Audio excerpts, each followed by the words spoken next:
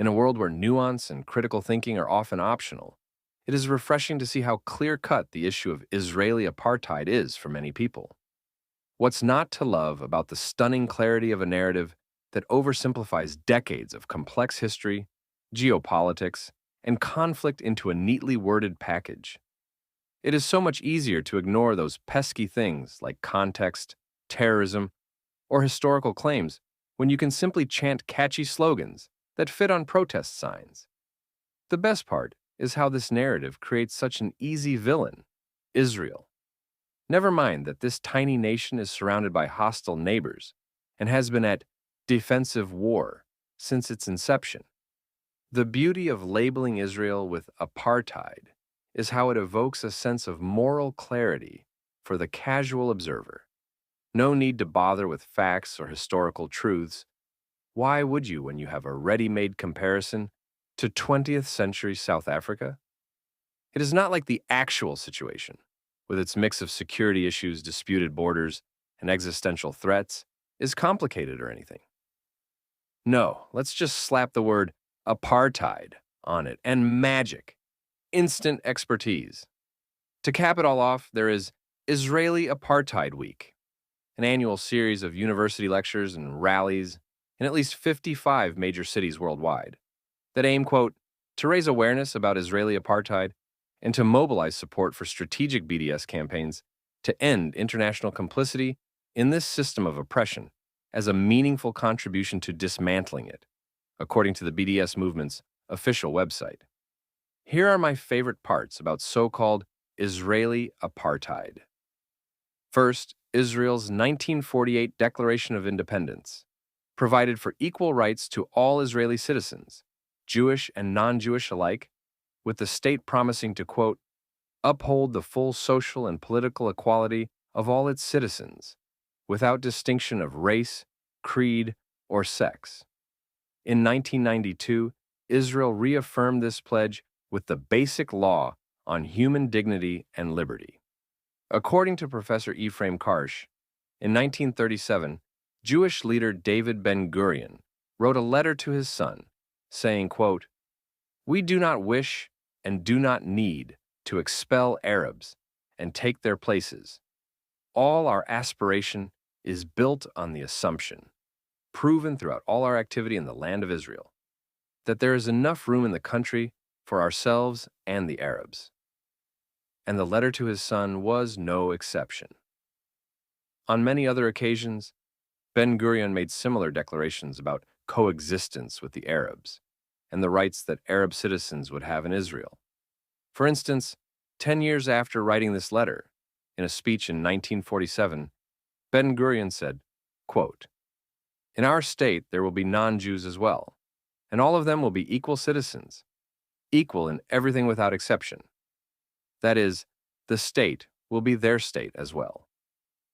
The attitude of the Jewish state to its Arab citizens will be an important factor, though not the only one, in building good neighborly relations with the Arab states.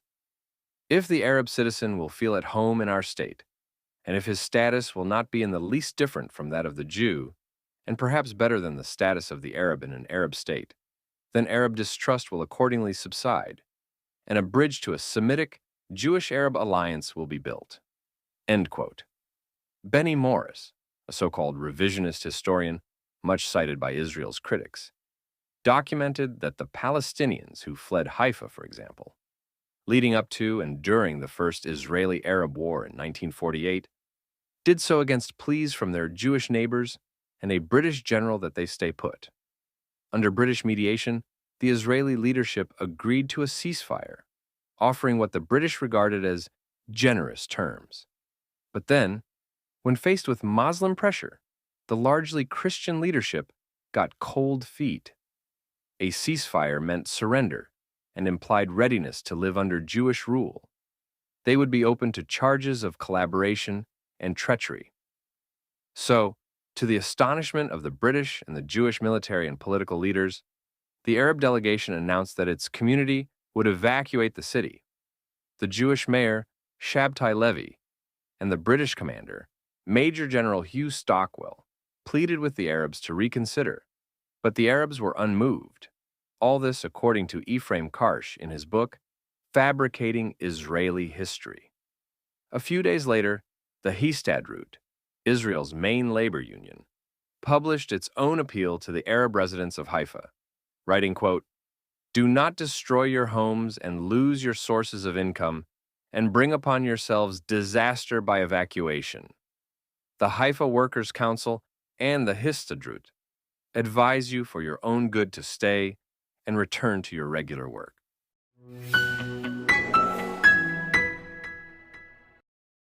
Mecca, the holiest city for Muslims, is a closed city, for Muslims only.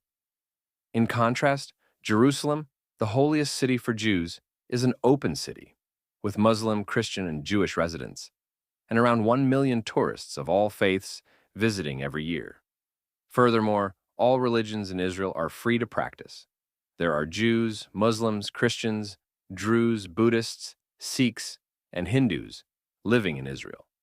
Not to mention, there are synagogues, mosques, churches, and temples to accommodate people of all faiths.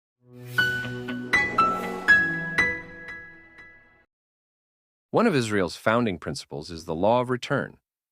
This law, which dates back to the earliest days of the State of Israel, grants legal permission for any Jew from anywhere in the world to make aliyah, move to Israel to become an Israeli citizen.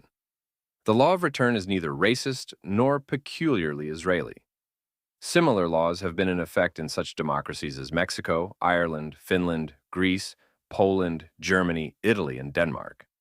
Furthermore, such laws are expressly permitted by, for example, the International Convention on the Elimination of All Forms of Racial Discrimination from 1965.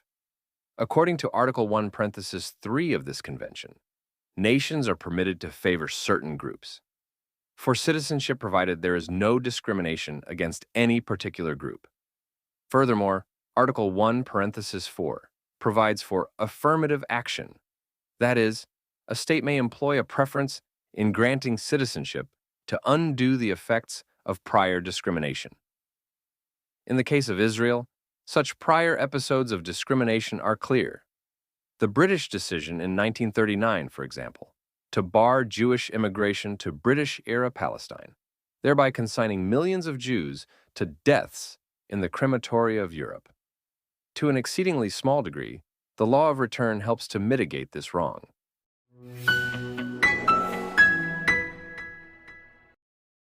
A recent poll run by the Palestinian Center for Public Opinion based in the West Bank found that more than half of Palestinians living in East Jerusalem would rather be citizens of Israel than of a future Palestinian state, perhaps because Arabs in Israel have more fundamental rights than in other Islamic and Arab countries across the Middle East.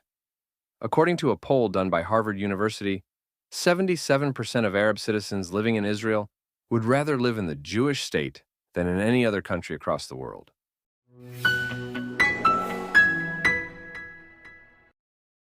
The Hadassah Medical Organization, which operates 2 hospitals in Jerusalem, was nominated for a Nobel Peace Prize due to its push for peace in the Middle East and its equal treatment of Palestinians and Israelis. Furthermore, Arab and Israeli children are born amongst each other in the same hospitals. In 2014, the most popular name in Israel was Muhammad, with 2,650 newborn Muhammads.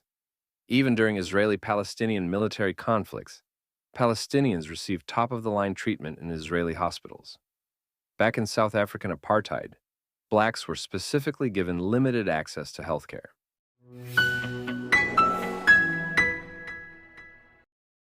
Israel withdrew unilaterally from Gaza in 2005 and has since had no political or legal influence within the Strip.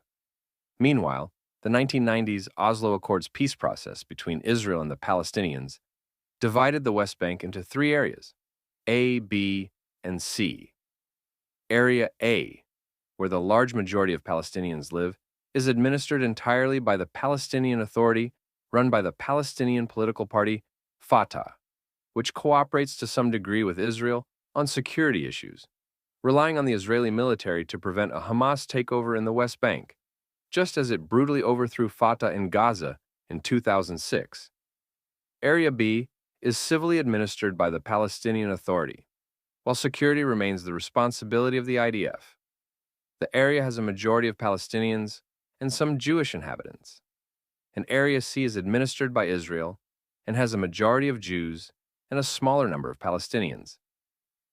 This division is the result of the complexities arising from joint Israeli and Palestinian governance of the West Bank, a disputed territory that is legally and politically unique in the world. Arabs residing in the West Bank and Gaza Strip are not now, and never have been, Israeli citizens and, therefore, cannot claim rights afforded to Israeli citizens. All countries favor their own citizens vis-à-vis non-citizens, and doing so is not an indication of apartheid, simply because the two groups are treated differently. Moreover, many Arabs in the West Bank and the Gaza Strip are engaged in an ongoing armed conflict with Israel. The Jewish state is faced with a hostile Arab population which has yet to come to terms with Israel's existence and which actively seeks to destroy Israel. This requires Israelis to take certain measures for their national security. Because of the ongoing conflict, the relationship of Arabs in the West Bank and the Gaza Strip with Israel is governed primarily by the terms of the law of armed conflict. As such, any acts or policies of alleged discrimination by Israel against the Arabs living in the West Bank and the Gaza Strip must be viewed through the lens of the law of armed conflict. As long as Israel's actions and policies comply with applicable international law, they are lawful. Israel's actions are based on well-recognized national security needs, not racial animus.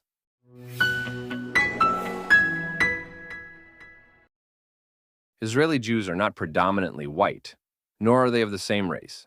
In 2005, more than 60% of Jews living in Israel were of Middle Eastern and North African descent, such as Afghani, Moroccan, Yemenite, Tunisian, Persian, Libyan, Kurdish, Ethiopian, Iraqi, Turkish, and Egyptian. Then there are Israeli Arab citizens who represent more than 20% of the Jewish state's population and serve as judges, ambassadors, legislators, journalists, professors, and artists, meaning they play prominent roles in all aspects of Israeli society. BDS co-founder and apartheid claim propagator Omar Barghouti even earned his degree at Tel Aviv University. Miss Israel 1999 was an Arab Israeli, and it was an Arab Israeli district court judge, George Kara, who once sentenced former Israeli President Moshe Katsav to jail, and an Arab Supreme Court justice who upheld the sentence, Salim Jubran. Arab Israelis can participate fully in the political process. They have equal voting rights. Despite people's aims at revisionist history, colored people during apartheid were not allowed to participate in South Africa's political process. What's more, Arab Israeli political parties regularly run for seats in the Knesset, Israel's legislature, and sometimes play key roles in forming government coalitions. This level of political participation is inconsistent with the concept of apartheid, which in South Africa prevented non-whites from participating in governance or holding office. Arabic is also an official language in Israel, and there exists a thriving Arabic theater and literature scene across the Jewish state. And do you know where the freest Arabic media in the Middle East is located? That's right, Israel. There are no restrictions for Arabs or special privileges for Jews to lease private land in Israel, whereas Mahmoud Abbas, the leader of the Palestinian Authority in the West Bank, has stated that, quote, any Arab who sells land to a Jew should be put to death. It is true that Arab Israelis own about 3.5% of the land in Israel, but this amounts to half of the private land in the country, meaning that Arabs, who are about 20% of the population, own a disproportionately large share of the land. Jews, who are almost 80% of the population, own the other 3.5%. At the same time, life is nowhere near perfect for Arabs in Israel. But guess what? Life is nowhere near perfect for most minorities in most countries. Israel has made some strides in better acclimating Arabs into mainstream Israeli society, and there is still a ways to go. But as it stands, there are 0 Jews living in Gaza and 2 million Arabs living in Israel with full legal and civil rights. Numbers don't lie. Anti-Semites do.